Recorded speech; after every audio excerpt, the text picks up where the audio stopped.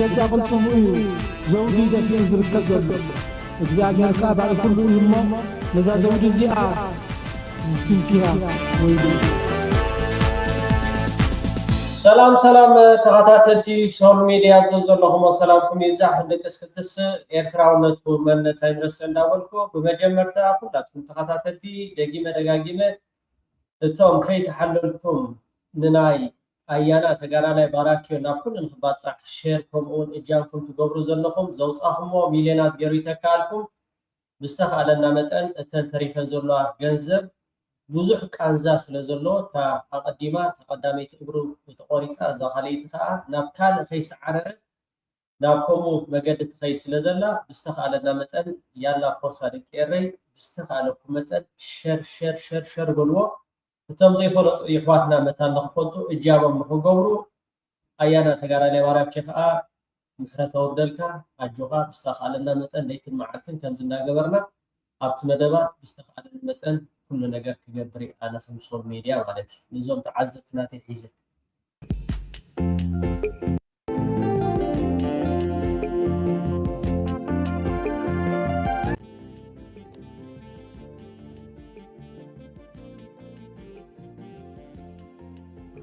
سلام كما يتخونوا ملا عالم تركوا بإرتراويا أبزل لغمو سلام كسانة انداتمننا نلومي حونا رؤسهم باراكيو حونا آيانا كل نقرنا سنتربينا رؤسهم باراكيو نهلقا حجي نداق ما يكزي كبيت كنفات كأنه تسقر فتيرو نخلا يكزين هاقر تركي نتسينا تايقواني فو كما يكون تاتيو زلو زيادة باراكيو قلت نايمو باراكيو كم يكون تاتبخ بزخون دحاني كانزا برتو كانزا لو زرايكم زلو ناي غانغرين تصليمو زلو اصابعتي حجتنا اصابعتي انت ريفني لنا بزا استقص تجري حجي بمول انت اصابعت خا غانغرين غيره حجي برتو كانزا يزلن بساعتي وزخون زين انتايو أنا بزز تجبر لي حجز أمسكينه كوت أكلني مهنية العقمة يسلزونه إذا حجز سلسترخ بخانة تقدم شجر سجرنا الجهات الشجر كوانا سلزي فله دقيم كل نجار كله تصنحه هراي أتقدمت كومنت أبغى أخبركم يلا فرصة دكيرة نلومي كم زابرس تريو زلهم أبزم حبراو ميديا روحوس جاما تبلنا إيرترا در فجيرهم وزحات كأني إيرتراويان كراغو مريء مالتي فلادي بزي فلاد نحنا خاطعنا تنعس حاسوت كداغاغم كل حق سلازمسن كم عينه تكبارات ويكا بهالي أب إيرتراويان يلا እዚህ አመርዓ ሰልም ብታን አበይ አብ ኢትዮጵያ ነው ሰልምቱን አመርዓ ማለት እዚህ እጂ በጣም ደስ ይብለካ ነገር እዚህ ሽንጉት ሂስካም ትኳስ መርዓ ዝግበረሉ አበይ አብ ኢትዮጵያ አብ ኤርትራ ሆ ዝባሃል ነገር የለን አመርዓ ዕምባባት ነጽግ ቆጽሊ ከምኸአ ጽቦ ነገራት ትገብር ዳምበር ሙትኳስ ገለገለ ዝባሃል ሕማቅሃል የለና ኤርትራ እዚህ ብዊስኪ ኢካ ምሕጻ አብ ኤርትራ የለን ባህልና ይኮን ብድዒ ናይታ ዊስኪ ስለምንታይ ኮሙ ትገብር ማለት ድኻ ወይ ካ ዝኾነ በተኽ ስድራ ቤት ወይ ካ ኮሙ ዓይነት ሰባ ስለዘየለው ዲኻ እዚ ሓጢያቲ ብኤርትራውያን ካ ፍቑድ ኣይኮነን ኤርትራውያን ኣይኮነን እዚኣቶም ኢትዮጵያውያን እዮም ስለዚ ፀፀግዕና ንሓስ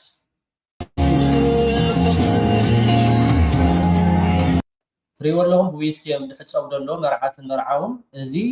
እታ ኦሪጂናል እያ أورجيناليا خريجكم كابي أمسيا أباخيكم تروحوا تقوليهم سلازي نحنا موقوحة يكون الإيرتراويان إثيو بريس أب إثيو بريس كيفكم زي آخر تروحوا تقوليهم إثيوبياويان يمدامر إيرتراويان يكون تاروكس جاما تبل أبتا فيسبوك شير تبلازل لهم أبزي إتنا سلا كوبرايتي حتى نسبة زلوا زي أجن تا أورجيناليا زي أتناي إثيوبياويان ويسكي عندها تحتسو إيدون مالتي عينة حبرة سريع ما يدمو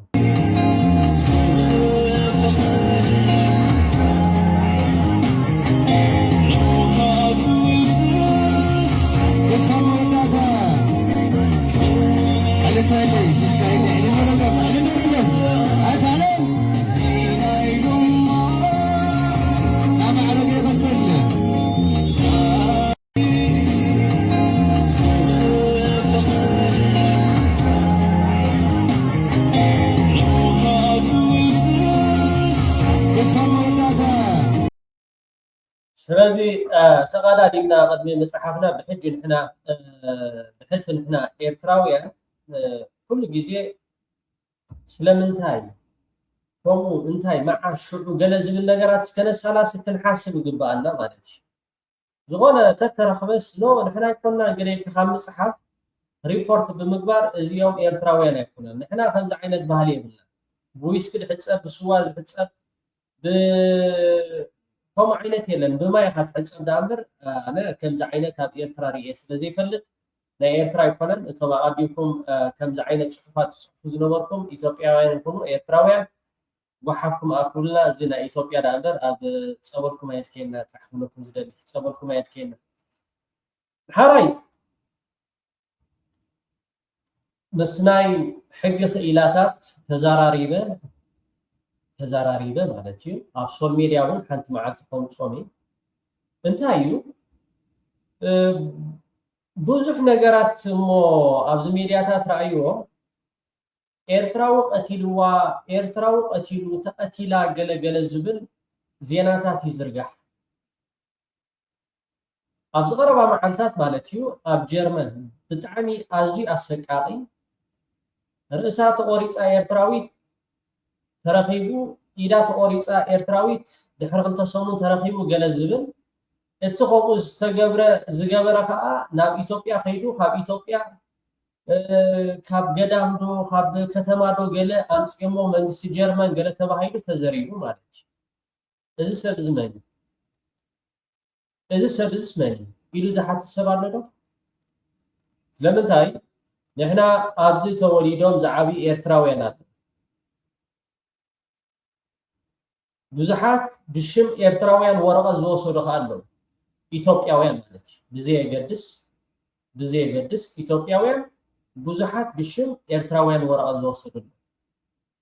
ስለምንታይ እቲ ኣብ ጀርመን ኢዳ ቆሪፁ ርእሳ ቆሪፁ እቲ ቆልዓ ከዓ ኣብ ቤተክርስትያን ተረኺቡ ገለ ዝብል ዜናታት ነይሩ ዋ መቸም ኣብዛ ዓለም ገበን ዝገበረ ዝሕባእ ወይ ከዓ ዝተዓመፀ ከዓ ወይ ከዓ ገበን ዝወረዶ ከዓ ስእሊ ክጥቃዕ ኢና ንርኢ ዘለና ማለት እዩ ናብ ኢትዮጵያ ኸይዱ መን እዩ ሽሙ ዝፈልጥ ሰብ ኣሎ የለን ኤርትራዊ ተባሂሉ ሽም ተበሊሉ ብከምዚ ዓይነት ኣይከይን እዩ ንሕና ከዓ ምስቶም ዝምልከቶም ኣካል ናይ ሕጊ ክኢላታት ኣብ ሶል ሚድያ መን እዩ ኣበይ ይነብር መዓስ ዕለት ኩሉ ነገር ዋላ እቲ መንግስቲ ጀርመን ወይ ከዓ እቲ ቤት ፍርዲ ናይ ጀርመን ከምኡ ውሳኔ እንተወሰነ ብሕጊ መሰረት ግን ከምኡ ክግበር ኣይክእልን ከምኡ እውን ኣይግበርን ኣብ ዝኾነት ዓዲ እንድሕር ዳሪእሞ ሓደ ፃዕዳ ዲ ፀሊም ዲ ሰብ እንድሕር ዳ ቀቲሉ ኣብ ጋዜጣ ዲ ዋላ ኣብ ዝተፈላለዩ ማሕበራዊ ሚድያ ይወፅእ ዋላ ነቲ ሕብረተሰብ እውን ፅባሕ ንግሆ ወፂኡ ሓደጋ ክኸውን ስለ ዝኽእል ተባሂሉ እውን ይወፅእ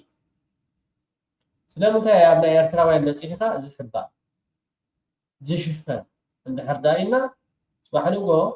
እዞም ኣብዚ ንወልዶም ዘለና ደቅና ግዳይ ክኾኑ ኣይደልን ኢና ብመንነቶም ክሓፍሩ ኣይንደልን ኢና ስለዚ ኣብ ዝተፈላለዩ ሃገራት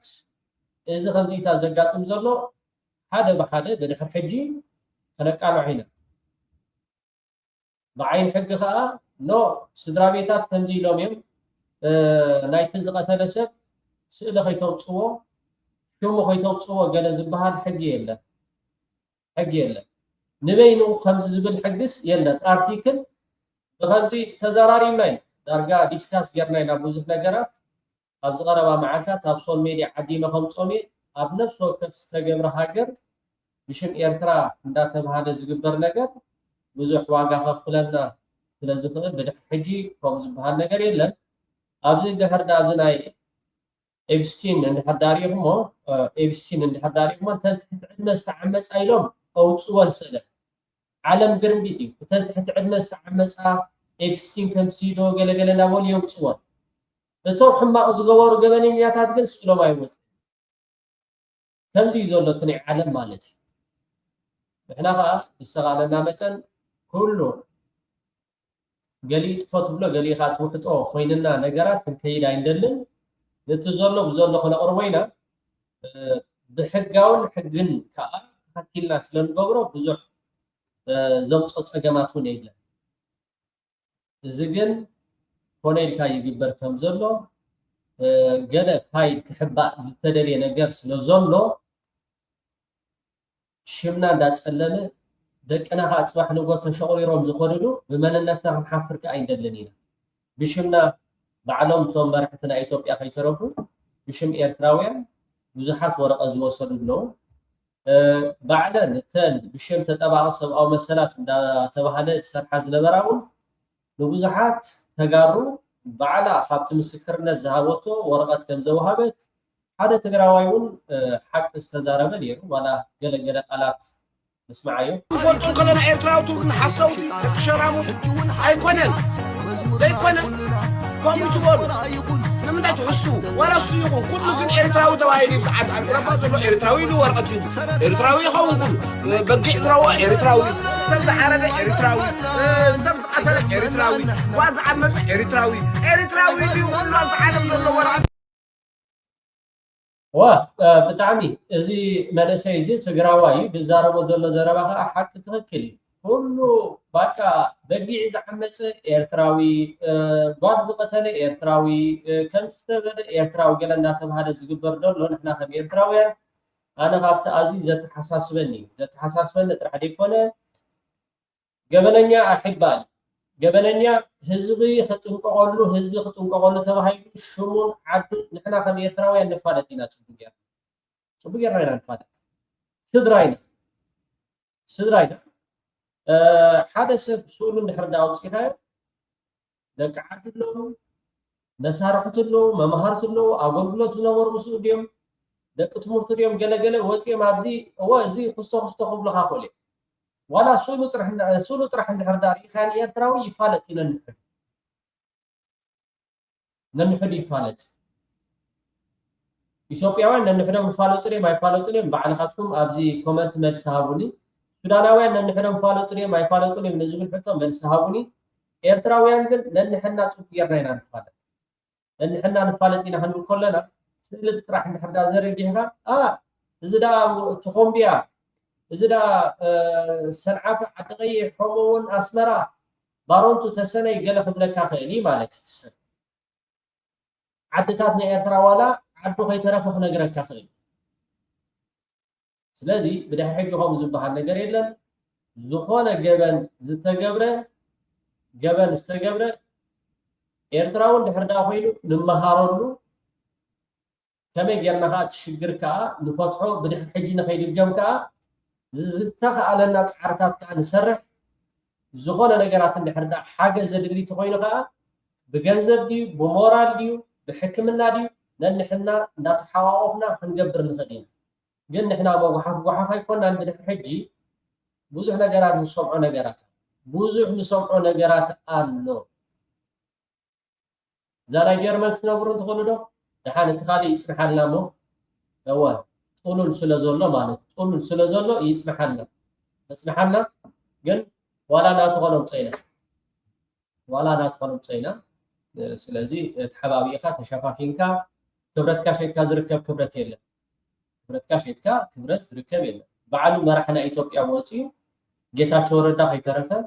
ካልኦት ላዕለዎት ሰበስልጣናት ናይ ኢትዮጵያ ከይተረፉ እቶም መብዛሕትኦም ኣብ ደገ ብሽም ኤርትራውያን ዝወስዱ ዘሎ ወረቐት ኢትዮጵያውያን የሚሉ ባዕላትም ምስክርነት ሂበው ነይሮም። ስደተኞች በሚመለከት የኤርትራ ስደተኞች ትግራይ ላይ ያሉት በሚል የሚነሳው ጉዳይ ትግራይ ውስጥ 4 ካምፕ ነው ያለው። ሁለቱ ካምፖች በኢትዮጵያና በኤርትራ ድንበር በ20 ኪሎ ሜትር ዲፍረንስ ውስጥ ያሉ ከዓለም የስደተኞች ተቋም ህግጋት ውጪ የተሰራ ካምፕ ነው። ካምፕ መሰራት ያለበት ቢያንስ ከ50 ኪሎ ሜትር ርቆ ነው። እኛ የዛሬ ዓመት ገደማ ምንም ጦርነት ሳይፈጠር ለዩኤንኤችሲአር ይሄ ካምፕ ይነሳና ወደዚህ ሞር ሴፍ ወደሆነ አካባቢ ይምጣል። ምክንያቱ ሁለት ነበር። አንደኛ እዛ ካምፕ ውስጥ የኤርትራ ተቃዋሚ እየተባለ የሚሰራ ስራ ስላለ የኤርትራ መንግስት ደግሞ ኢትዮጵያ እኛ ተቃዋሚ በሙሉ መልሰን ስናበቃ እናንተ ታደራጃላችሁ የሚል ጥያቄ ስላላቸው እኛ እናረግም ጁንታው ነው የሚያደርገው ለቁጥጥር ስላልተመቸን ካምፑ ይነሳል። ሁለተኛ በኤርትራ ስደተኞች ስም ቋንቋውም ባህሉም አንድ ስለሆነ በጣም በርካታ የትግራይ ወጣቶች ወደ ውጭ ሀገር እንዲሄዱ እንደ ስደተኛ ይደረጋል። ኤርትራዊ ነው እየተባለ ማለት ነው። ይሄም ለቁጥጥር ስለማይመች ይጠጋ ብለን ዩኤንኤችሲአር በእነዚህ ሰዎች ግፊት ምክንያት ሊያሳካው አልቻለም። حراج كسمعوا ጸኒሖም አብይ አሕመድ ትክክልቲ ዝተዛረበ ዘረባ ሚቲ ሀሚቲ ዓለም ትመስክሮ ሓቂኻ በዓል ባራክ ኦባማ ከይተረፉ ንኤርትራውያን ተቀበልዎም ኤርትራውያን ንኽፈልሱውን ዓብ ታራ ተፃዊቶም እዮም ብሽም ኤርትራውያን ካብ ብዙሓት ኢትዮጵያውያን ይኹኑ ዋላ ሱዳናውያን ወረቐት ተቐቢሎም እዮም እሞ ነዛ ጉዳይ እዚኣ ወዳን ጓላን ኣፍልጣ ስለዚ ገበነኛ ክሕባእ የብሉ ስለምታይ ገበነኛ ሰብ ክቀትል ሰብ ክሓርድ ዘይተሰከፍና ወይ ከዓ ስድራ ቤቱ ገለገለ ዶ ገለገለ እንታይ ስድራ ቤቱ ገለገለ ማለት ከመይ ከምኡ ዝበሃል ነገር የለን ኣብ ሕግኹም ይሰርሕን ኖ ስድራ ቤቱ ከምዚ ዶ ገለዶ ገለዶ ኮሚታ ዝበሃል ነገር የለን ብሕጊ ኢና ንኸይድ ብድሕሪ ሕጂ ሽምና እንዳተበለለ ሽምና እንዳኸፍአ እሞ ከዓ ኮነ ኢልካ ሓደ ፋይላት ይዕበት ኤርትራዊ ጥራሕ ኢሎም ትምብሉ ማለት ሽሙ ይገልፁ ስእሊ ይገልፁ ስለምንታይ ኤሮጳ ትኹን ኣሜሪካ ትኹን ኣብዚ ጉዳይ እዚ ኣብ ፍልሰት ወይ ከዓ እቲ ወረቐት ንክወሃቡ ዓብ ታራ ስለዝተፀዋታ ተመሊሱ ከዓ ንዕን ስለዘሕትተን እንታይ ገብራ ዕብጥ ኣብሎ እቲ ማሕበራዊ ሚድያታት ከ ኩሉ ዓለም ኣብ ዝሓለፈ እዋን ታክሲ ተጠቂመ ማለት ታክሲ ተጠቂመስ እንዳኸድኩ ከለኹስ ኣብ ታክሲ እውን ግዜ ትዕለል ኢኻ ነው ካበይ ካ ገለገለ ብኒ ኤርትራ ገለግሎምስ ዋ ከምዚ እንዲ ገለገለ ውልኻ ማለት ከምዚ ኢሎም ተቐቲሎም ገለገለ ማለት እቲ ዝነበረ ተረዲእኩም ኣሎ ብዝኾነ ኣነ ኢለ ማለት ኣይተፃረየን ስለዘይተፃረየ ከዓ ንሕና ከዓ ከማና ዝዛረቡ ቋንቋታት ስለ ዘለው ሓደ ፕሩፍ ሽሙ ክወፅእ ኣለዎ ስእሉ ክወፅእ ኣለዎ ኩሉ ነገራቱ ምስ ተፈልጠ ንሕና ኤርትራዊ እንድሕር ዳ ኮይኑ ኣሜን ኢልና ንቕበሎ ነገራትና ከዓ መገድና ከዓ ንዕሪ ዝኾነ ነገር ሓገዝ ዘሎ ከዓ ሓገዝ ንገብር እዚ ስቑኢልካ መጓሓፍ ግን ሽፉን ብዕፉን ዝበሃል ነገር የለን ነዚኣ ኖ ንቐበልና ብድሕሪ ሕጂ እውን ብዙሕ ነገራት ክመፅእ ስለዝኽእል ነዚኣ ናይ ጠበቓ መትከል ሓውና ኩሉ ኣፃሪ ክነግረና እዩ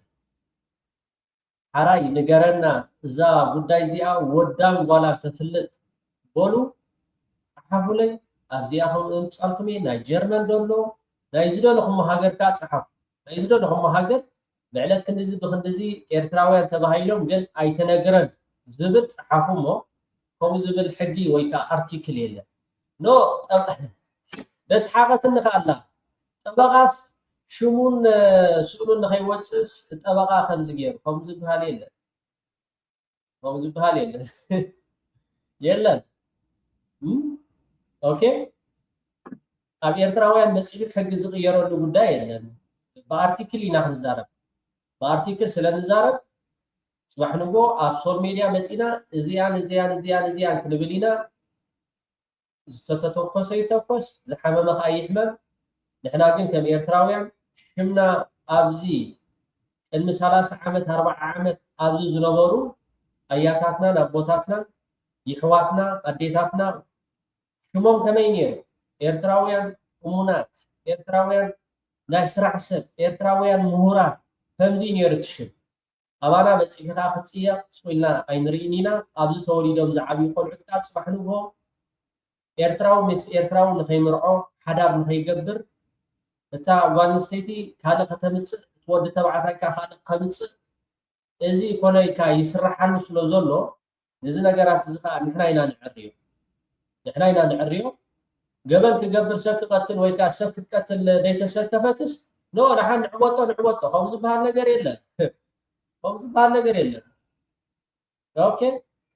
لذي كبرات تخطاتتي زي قند نعي ولا حنت حفتنا وصحف ارتيكل صحيفان يرى مبرا بها هو ودان قالان كتفلت كتقال الله امر بشم يرتراو እንዳተባለ ሸፉነ ሸፋፉነ እንዳተባለ ዝፈይድ ጉዳይ ሁሉ ይጉሉን ገበነኛ ሽሙ ሽማቡን አዱን ሁሉ ነገር ፍለት ይላሉ yes ሰማማ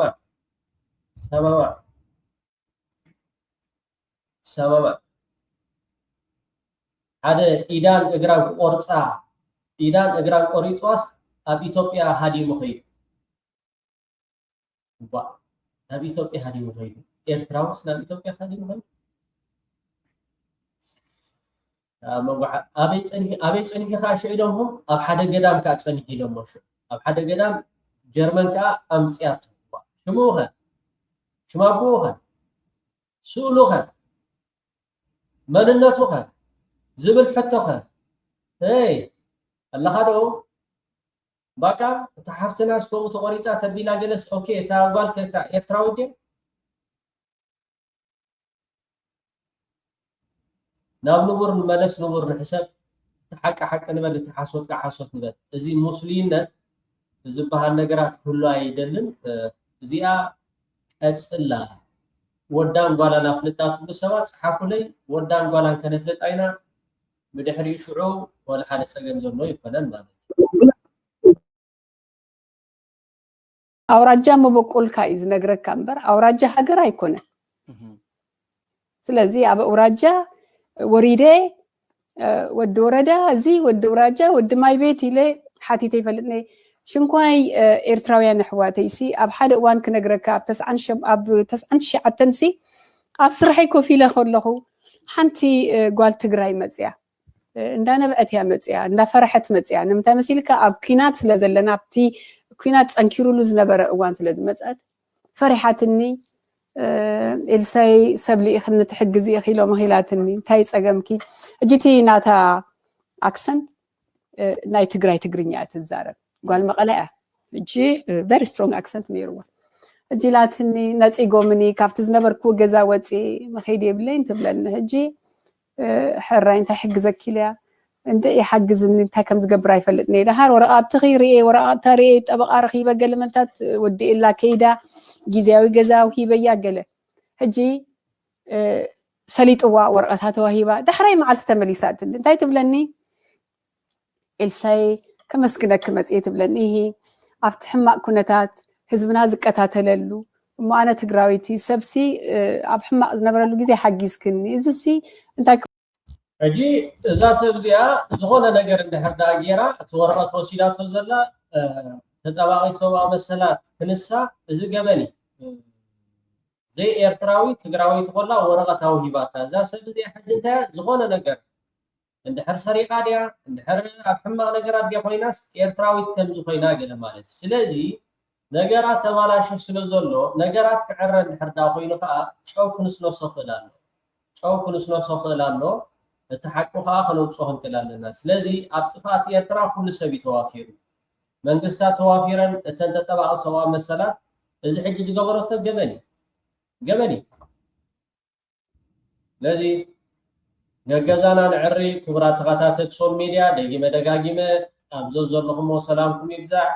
ኮመንትኩም ተገዲስኩም ኮመንትኩም ያ አምጻዩ ሁሉ ነገራት ይፈለጥ ብለህ ሕጂ ሸፊንካ ሸፋፊንካ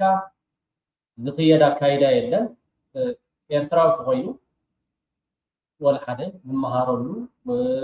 ብዙሕ ነገራት ሓገዛ ዝድሊ ንሕርዳ ኮይኑ ሓገዛት ንገብር ማዓዳት ኮይኑ ንማዓድ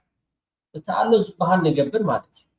دي ኤርትራው ኮይኑ ከዓ ኤርትራው ይኮነን ኢለኻ ተመሊስና ንቶም ብሽም ኤርትራ ኢሎም ፖሊስ ዲዮም ዋላ ቤት ፍርዲ ሽምና ደጸሎሙ ተመሊስና ከዓ ንሕና ብማስ ሚድያታት ጌርና እዚ ሰብ እዚ ብሽም ኤርትራ ወረቐት ዝሃብኩሞ ገበን ዝገበሩ ገሌና ከዓ ንዛረብ ብለኩሞ ሰሰናዩ የቐኒየለይ ወድሓንኩም ኮመንቲ ክትፅበ